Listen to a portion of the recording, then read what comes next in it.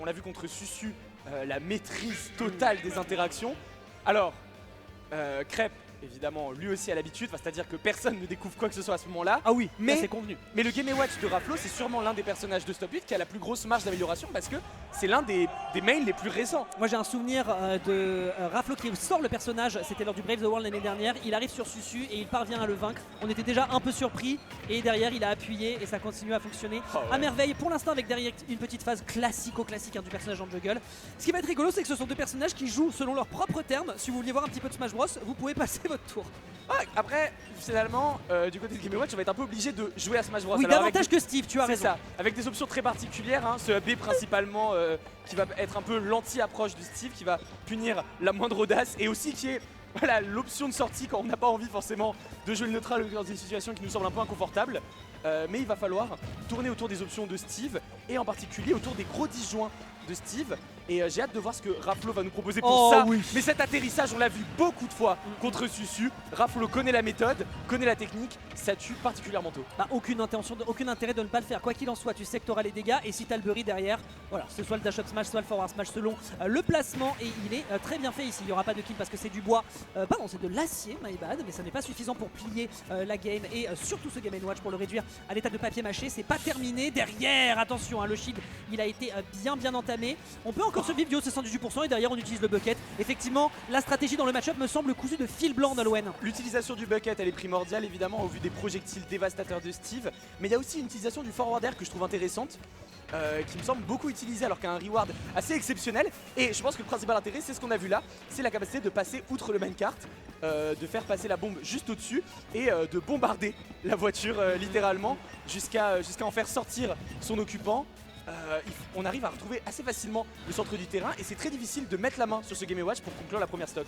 73% sur cette deuxième stock, la tâche est compliquée pour l'attraper, tu as raison. On s'extrait, on vient par le haut, on n'a pas beaucoup d'options pour aller vraiment tout de suite par le haut hein, du côté de Crêpe Salée, c'est davantage plutôt par le vertical que ça se joue. Hein. Les deux personnages ont un peu ce point commun d'avoir le Willem d'Afo même où ils regardent leur adversaire leur arriver par le dessus. Derrière c'est un Revenge Kill qui est pris certes mais au prix, non pas Revenge Kill d'ailleurs, Kill qui est pris mais avec au prix de 105% déjà sécurisé. C'est plutôt léger Steve, notre Game & Watch national a peut-être l'occasion de trouver quelque chose pour conclure davantage. Tentative d'Ezia qui n'aboutit à rien, on est pétard côté Crêpe Salée. Magnifique suite, on maximise les dégâts, déjà 63% face à des outils en diamant, c'est finalement plus close que ce qu'on pourrait l'imaginer. Cette enclume va bien séparer les deux joueurs et va permettre à Crêpe de reformer son stock de matériaux. Mais Raflo nous entend évidemment pas cette oreille magnifique crowd qui vont passer en dessous du minecart. Le pancake, mais le pancake qui s'envole très haut, qui va retomber au beau milieu de la poêle. Faudrait faire gaffe à pas trop laisser cuire la recette ici. Tout à fait, et de l'autre côté vous le voyez, hein, dès qu'on se sécurise un petit peu sur PS2, et bien derrière on a une jauge qui est déjà bien montée, la clé de la victoire qui ne va pas malheureusement trouver la bonne serrure, permettant derrière à l'adversaire de continuer à gérer pour peut-être derrière amplifier au niveau de la rage. Pas de back air, l'air dodge est parfaite ici du côté de Raflo.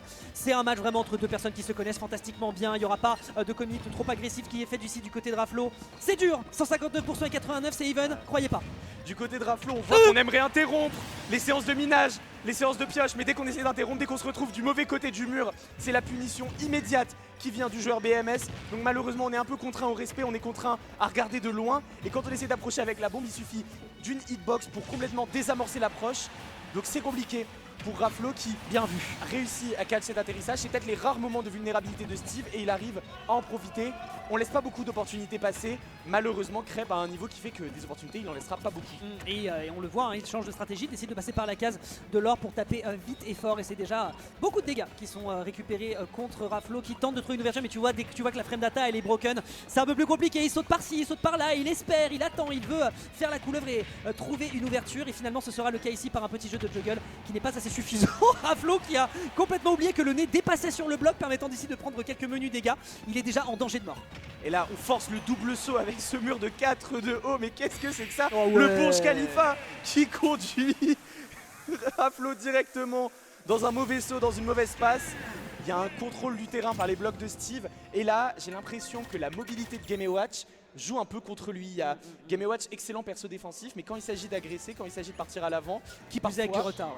Voilà, parfois juste on manque un peu d'options et ça laisse tout le champ libre à Crêpe de déplier un jeu défensif immaculé qui pousse Raflo à la faute et le fait s'incliner sur cette première game. Allez, ouais, on se ressaisit doucement côté Crêpe Salée, côté Raflo. Un match entre deux joueurs qui, voilà, encore une fois, de la même structure BMS. Évidemment, j'imagine que vous êtes dans le chat et que vous êtes en train d'exulter en voyant que Crêpe prend l'avance. Mais c'est toujours douloureux pour eux, puisque bien sûr, derrière, ça veut dire que ça met Raflo hors piste. Et bien évidemment, ils ne veulent que ni l'un ni l'autre ne sortent de ce bracket. Mais il va le falloir à un moment ou à un autre. Il en faudra un seul à la fin. Et pour le moment, c'est Crêpe Salé qui fait l'ouverture. Raflo qui prend le choix de Holo Bastion. Ouais. Comment on s'en sort? On va voir si le layout de plateforme change quelque chose. Il aurait peut-être fallu réussir cette tech. Oh non, c'est malheureux. Là c'est malheureux et là c'est très dur. Aucun pourcentage d'infliger. La stock de Crêpe Salé est encore totalement vierge. C'est un coup au mental après avoir drop une game 1 alors qu'on avait le lead en début de game. Maintenant il va falloir composer avec ce nouveau choc. J'aime beaucoup. Amine, que quelqu'un enlève la manette des mains d'Amine, je vous en conjure. Si c'était passé après, c'était fantastique. Malheureusement il n'en est rien, il a quand même eu l'occasion de se régénérer grâce aux pommes. Merci beaucoup, comme quoi effectivement quand il y a des items ça peut servir à quelque chose. Non je mens. Voyons voir un petit peu comment on peut se dépêtrer désormais. Il est à 95%, il y a une fenêtre. Il y a une fenêtre, Raflo, la force mentale évidemment, la force tranquille, l'expérience sur le jeu qui lui permet de garder la tête froide dans ce genre de situation. Mais le lead pris par Crêpe Salé est là, il existe. Et Crêpe Salé évidemment qui ne va faire aucun cadeau, aucune concession. On mine complètement le layout de Bastion qui permet de récupérer ses ressources importantes, en particulier le fer. On réussit à punir ce F-Smash, c'était important. Il faut voir maintenant du côté de Raflo comment est-ce qu'on va pouvoir concrétiser Game & Watch. Parfois il y a des difficultés à kill, il va falloir passer outre. Ouais, derrière, voilà, dès qu'on voit qu'on se rate un petit peu, on préfère s'extraire. Tu parlais du bucket précédemment, ici, c'est plus trop la stratégie qui a décidé d'être adoptée par Raflo, qui va davantage balancer des hitbox à tout va finalement, faire du Game & Watch, qui Game & Watch, un kill qui est récupéré par la suite, par un up smash, c'est un plafond très bas comme PS2, un Raflo qui se retrouve donc très en danger, peut-être pas de 3 stocks, mais une avance considérable pour le petit prince de BMS. La différence de key power entre les deux personnages se fait particulièrement ressentir ici, et donc pour Raflo, on tente le up smash, mais magnifique bait qu'on a vu à plusieurs reprises dans la braquette. L'idée qu'il n'y a pas vraiment de lag, il y a de l'invincibilité. Et pourtant on voit le up smash, on a envie de le punir. Mais c'est bien toi coincé dans le scaphandre. Ok, c'est fait, c'est trouvé. Les FB de Crêpe on stage qui ont été punis plusieurs fois, c'est un point de vigilance pour le joueur BMS et il faudra faire attention pour les prochaines interactions dans le jeu. Oh non, l'air dodge qui derrière est récupéré immédiatement par le kart. Après c'est dangereux parce que si tu veux revenir sur l'adversaire, il peut t'attendre au tournant et ensuite c'est un enchaînement de jab qui peut être terrible. 80% sur cette dernière stock, on ferait attention à comment reprendre le contrôle du terrain. On fait rien, bah oui, tu ne peux pas faire grand chose. Tu ne peux que concéder et accepter la domination du top tier face à un Game & Watch qui tente par tous les moyens de passer. Le nerf qui permet directement de partir sur le minecart parce que pourquoi pas, hein. On n'est plus à une interaction Goofy près et désormais c'est un Raflo qui doit approcher, mais tu l'as dit, défensivement pour Game & Watch ça peut être une gageure. Ouais, malheureusement là on a Raflo qui préfère peut-être un peu la tête du shield, la passivité et l'inaction face à un Crêpe qui peut se révéler un peu dominant. Non, on lui offre une ouverture donc il va la prendre, mais c'est reverse immédiatement. C'est tellement dur et ouais, quand la pression est sur Game & Watch pour avancer, ça pousse à la faute, ça pousse à l'erreur. Crêpe très content de sa performance, ça s'est vu à la player cam, joueur expressif et ça se voit là, il est content de la tournure que prend le BO. Évidemment, quand on mène 2-0 et qu'on n'est plus qu'à une game de rentrer en grande finale par la grande porte, on touche du doigt pour le joueur BMS. On est si proche de prendre une avance décisive dans cette braquette de la Dead Zone 3. Les braquettes Smash Bros en France c'est fun et à la fin Crêpe gagne. Il n'y a pas de mystère, cherchez pas. Et en plus de ça, il se permet également de le faire partout en Europe. C'est monstrueux ce qu'il est capable de proposer. Ce petit footstool ici qui visiblement en effet a l'air d'avoir plu aux joueurs. Raflo de son côté qui se mouille la nuque et qui s'apprête à retourner dans le bain. Il est conscient qu'il est désormais dans les cordes du ring et c'est tout ce qu'il lui reste, c'est le reverse 3R. Sinon ce sera côté loser que ça va se jouer. Mesdames et messieurs, donnez de la force à Raflo parce qu'il va en avoir besoin s'il veut se démettre de Crêpe Salé qui nous prouve à nouveau que c'est le meilleur d'Europe. Je comprends qu'on se mouille la nuque avant la game parce que vu ce qu'on a mangé, on risquerait l'hydrocution côté Raflo. Il va falloir effectivement juste calmer le rythme. Alors on peut se dire, ce qui peut l'aider dans le reset mental, c'est de dire il y a eu un SD en début de game 2. C'est vrai.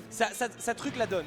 Donc on peut espérer, voilà, avec la bonne ouverture, si la game commence un peu mieux, on peut espérer faire ce comeback, mais il va falloir qu'elle commence très bien.